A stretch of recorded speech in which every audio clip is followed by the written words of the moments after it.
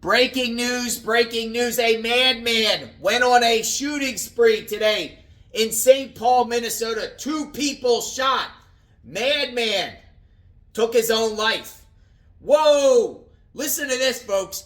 Crazy chain of events right here. Police got a call to go to a home in St. Paul after report that a madman pistol whipped his significant other, a female, with a child inside that home. When police arrived at the scene, the madman was already gone and took the child. Went to a nearby Aldi's.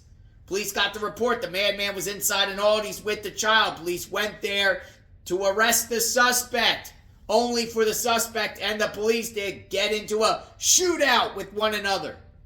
The madman left Aldi's and on his way to Cub Foods shot 2 people. Then went inside Cub Foods and apparently there was a standoff inside Cub Foods. The guy wouldn't come out and then he ultimately took his own life. Whoa. Police give a press conference on this crazy madman. Listen to this and then we will further discuss. Check it out.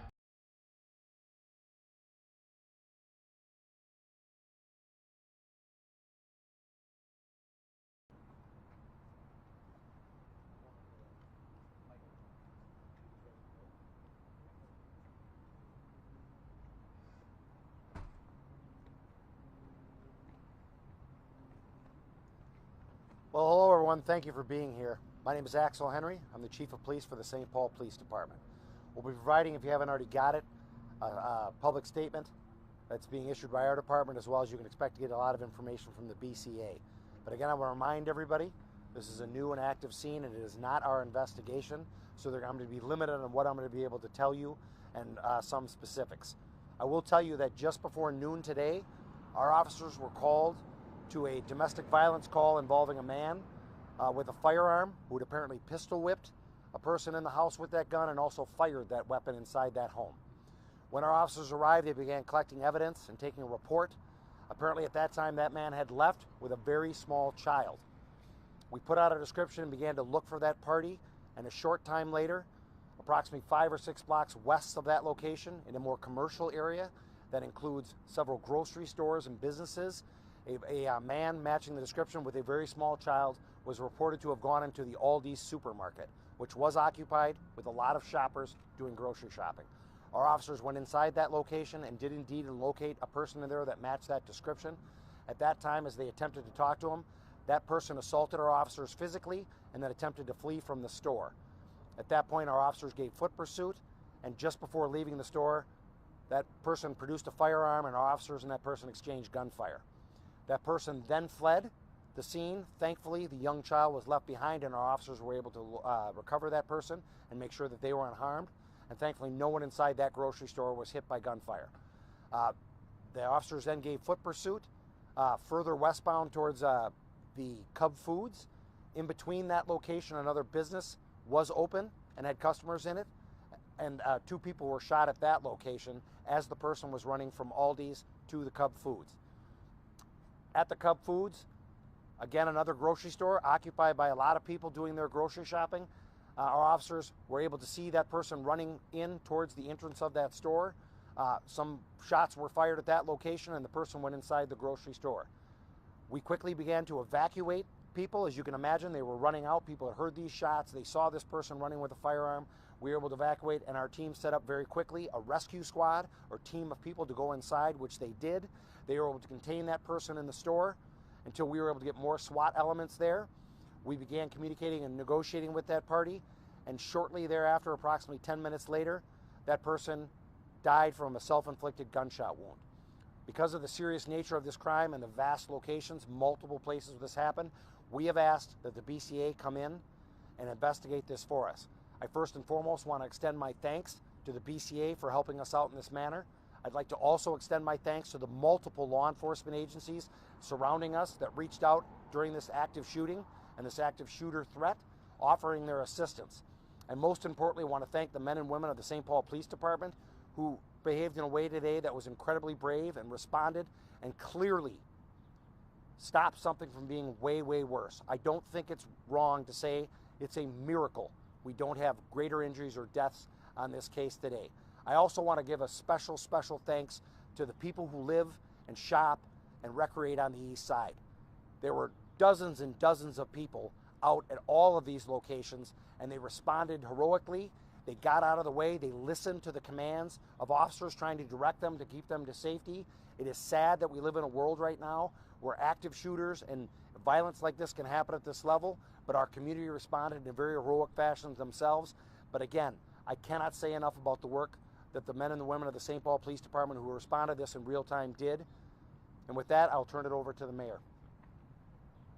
Thank you, Chief. And I just want to echo exactly what the Chief just said. This is one of the most terrifying days that I can remember, one of the most terrifying sequences of events that I can remember in a very long time. This is scary to have a suspect like that discharging a weapon across that many different scenes, across that long of a period of time. Nothing short of a miracle. And some really, really good work by our St. Paul police officers who responded immediately, who put themselves in harm's way, who brought people to safety, and who undoubtedly stood in between our city and a much worse outcome that could have occurred. And so I just want to say thank you to you, Chief. I want to say thank you to those officers, certainly to the neighbors and the community members who worked with those officers. Our community members, when we work with our officers and share the information and make sure the officers know what they need to know to address an incident like that, we're force multipliers as community members. And so I am going to go to bed tonight very thankful that a scary event didn't end up a whole lot worse as it could have. I'm going to go to bed tonight very, very thankful for the bravery, for the heroism, and for the courage of a large number of St. Paul police officers who, in the face of danger, did exactly what they've been trained to do, put themselves in harm's way to ensure that our community members would all be able to go home and be safe at the end of the day. This is a day that could have ended up a lot differently than the conversation that we're having right now. We've been having conversations. The Chief has been telling us for a very long time that we'd rather prevent a gunshot wound than solve a homicide or solve a crime. And so this is all in as a part of our work to eliminate gunfire in our community, to demonstrate to our community members that we don't accept it. We don't accept it in any neighborhood, in any part of our community. We don't accept gunfire. We don't accept gunshot injuries. We do not accept illegal gun activity in our community. And I think our officers did a heroic job today of demonstrating just how seriously we take our job of keeping our community safe. Thank you, sir. Again, let me just remind you that obviously we've asked the BCA or the Bureau of Criminal Apprehension to take this investigation over. So they are the lead investigative unit on this. I imagine as the days unfold, we'll learn more information. So I will take a couple of questions, but keep in mind I'm very limited on what I can answer because we are not leading this investigation. We have turned that over to the Bureau of Criminal Apprehension. No, Chief, you said that police exchanged gunfire with the man at Aldi's and in the parking lot of Cub Foods? That's what it appears to be at this time, correct. But not inside the Cub Foods? That's correct. That's what it appears to be at this time. What's the condition of the people who were shot in that place in between the two grocery stores? My understanding is those were both thankfully non-life-threatening injuries, and they are in good shape, and they are obviously dealing with what I can't even imagine having to deal with, but they are okay. It'll be part of the investigation as to who potentially injured those folks, right? Was it in the crossfire, or? It's a part of the investigation, and I imagine they will be interviewed and they will be able to give statements. So you're not aware of if at that location where two people were shot, was it both the suspect and officers who were firing at that point too? No, it does not appear our officers were involved in that area. How many gunshots or rounds did officers fire? Do you know that?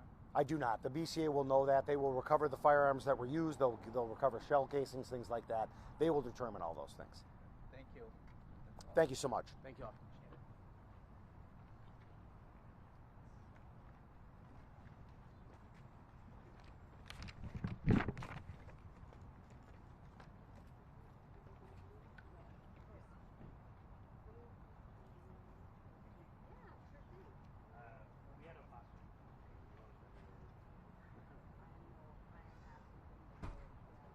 Crazy people out there, folks.